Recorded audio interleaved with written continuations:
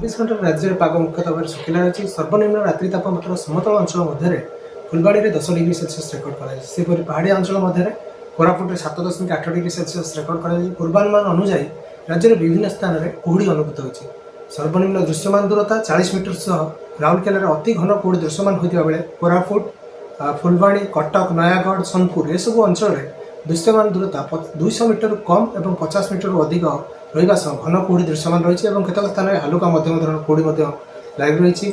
जहाँ पूर्वानुमान रही आगामी 24 घंटे पाग मुख्यतः भाव शुखिला रु घन कुहुड़ी संभावना रोकवर किसी जिला को आमर येलो वार्निंग जारी कर सहित आसंता काली और तापरदिन अर्थात आम जोटा रोज 5 तारीख 6 तारीख उत्तर आभ्यंतरण ओडिशा जोटा कि रोज सुंदरगढ़ केउझर मयूरभंज झारसुगुड़ा ये जो 4 जिला रोचे से गोटे 2टी स्थान में हालुका वर्षा रही संभावना रोचे।